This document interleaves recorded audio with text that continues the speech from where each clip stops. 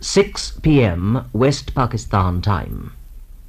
This is Radio Pakistan. In our series of party political broadcasts, we now present Sheikh Mujibur Rahman, President of the All Pakistan Awami League.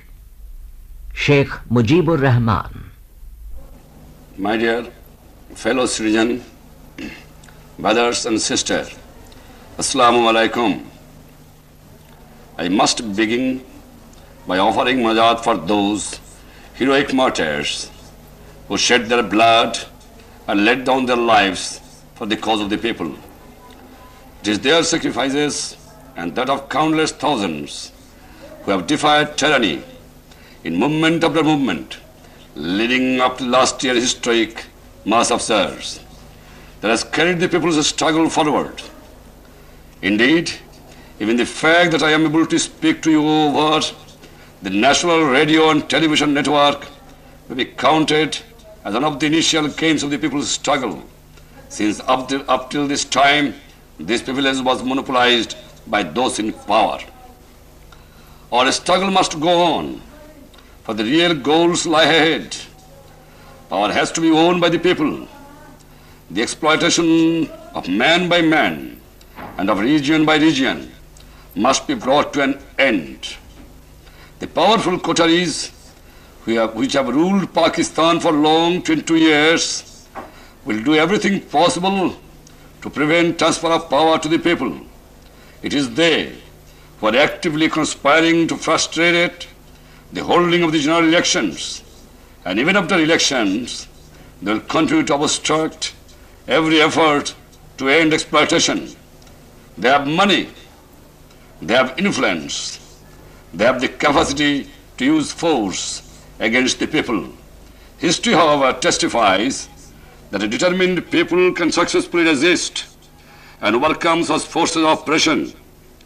The most solemn pledge that our League can make to the people of Pakistan is that we shall stand by their side and indeed lead them in resisting the forces of oppression and exploitation.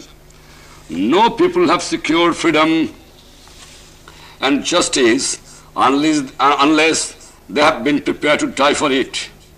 We therefore serve notice upon the force of reaction in our society that we, along with the people of Pakistan, will confront them, and if democratic forces are obstructed, we shall resist them by every means possible. Awami League was born in adversity and has grown in adversity.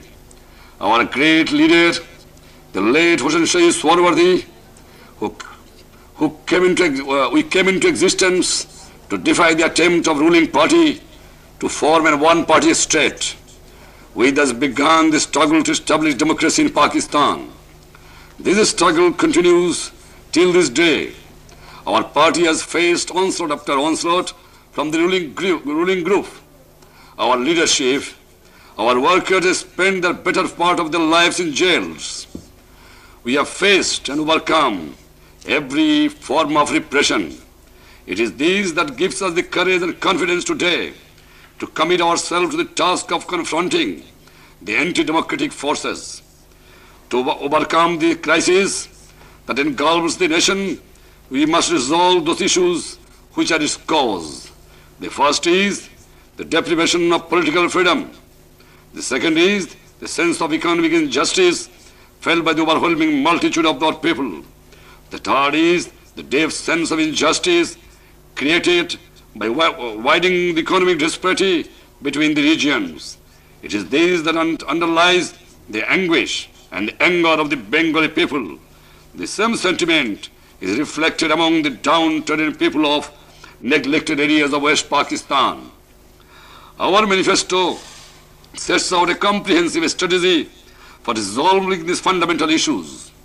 A real living democracy must be established in which all the fundamental freedoms shall be constitutionally granted. Our manifesto outlines a framework for the healthy growth of political parties, trade unions, local self-government.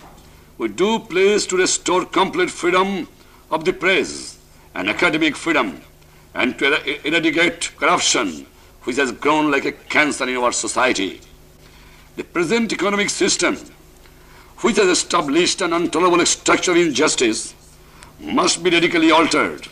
Today, barely 24 families have acquired control over 60% of the national industrial assets, 80% of its banking assets, and 75% of its insurance assets.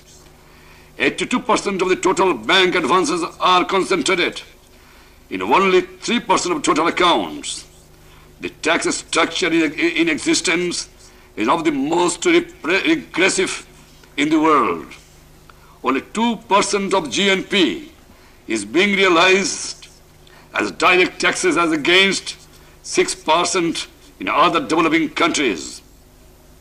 While oppressive indirect taxes are imposed on such essential commodities as salt, protected markets, tax holidays, huge subsidies in the form of bonus vouchers, credits and grants of foreign exchange, and the artificially low official rate have created a specially favored condition for the growth of monopolies and cartels.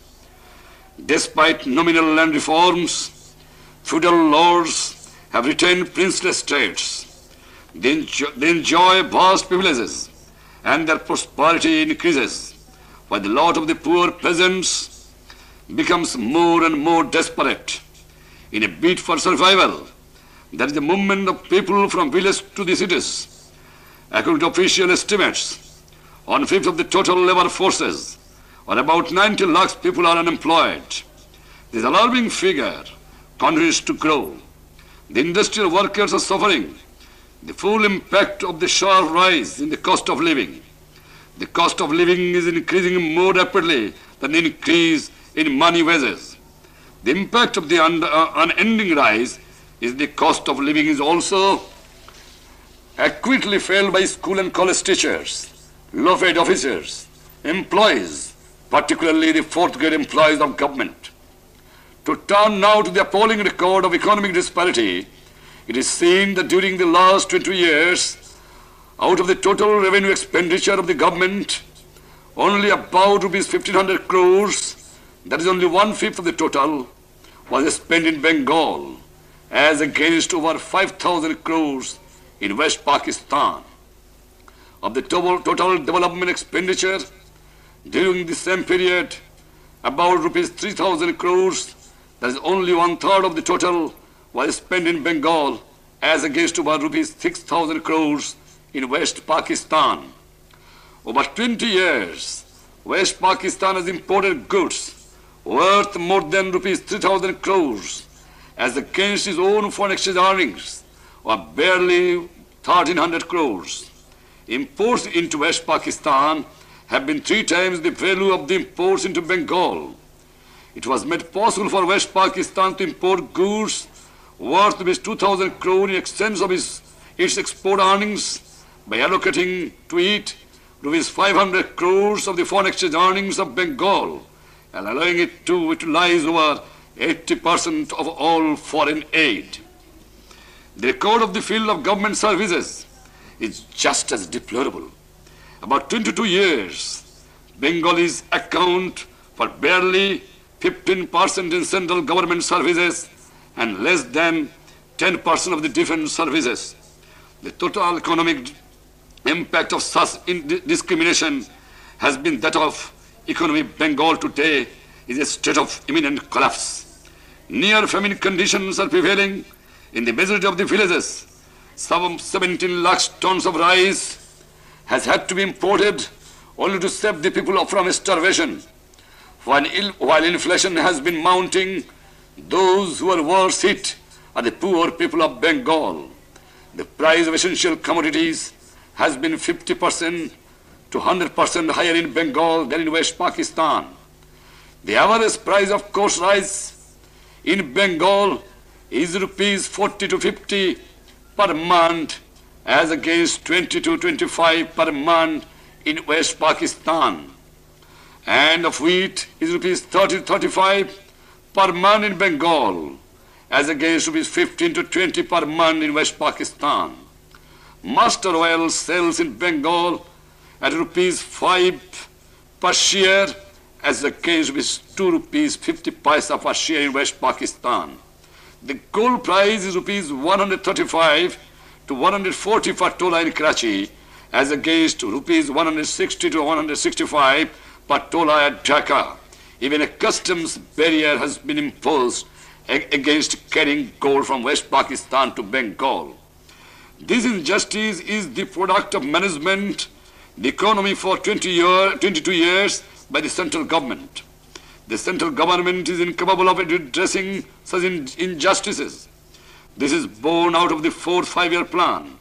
The fourth plan allegation are a confession of the failure of the central government, however powerful it might be to redress past injustices.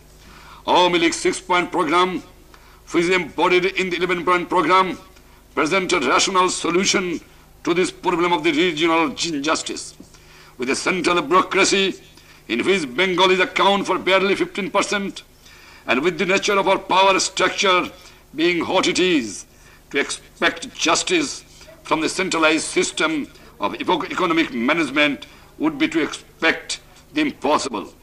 Attempts to secure larger allegation by political representatives of Bengal and other underdeveloped areas would only aggravate regional tensions and threaten the viability of federal government. The only feasible solution is the reordering of the constitutional structure by giving full regional autonomy to the federating units on the basis of our 6-point formula. Such autonomy, in order to be effective, must include the power of managing the economy. This is why we insist upon federating units having control over monetary and fiscal policy and foreign exchange earnings and other powers to negotiate foreign aid and foreign trade and foreign aid. By giving to the federating units full control over its economic destiny, while entrusting the federal government responsibility over foreign affairs and defense, and subject to certain safeguards, currency, we believe a just federal balance will be attained. Our federal scheme envisages the abolition of all Pakistan services and its replacement by federating services in which persons shall be recruited on the basis of population for all parts of Pakistan. We also believe that the maintenance of militia or paramilitary forces by federating units will effectively contribute towards national security. This federal scheme, by removing the source of doubts, distrust, and discrimination, will ensure a strong Pakistan. This scheme will understandably be opposed by those in our region who would like to treat another region as a colony or a market. We believe, however, that this scheme will have the full support of the common man of Bengal and West Pakistan. Within this constitutional framework, we believe it will be possible to bring about a social revolution through the democratic process and to create a socialistic economic order free from exploitation.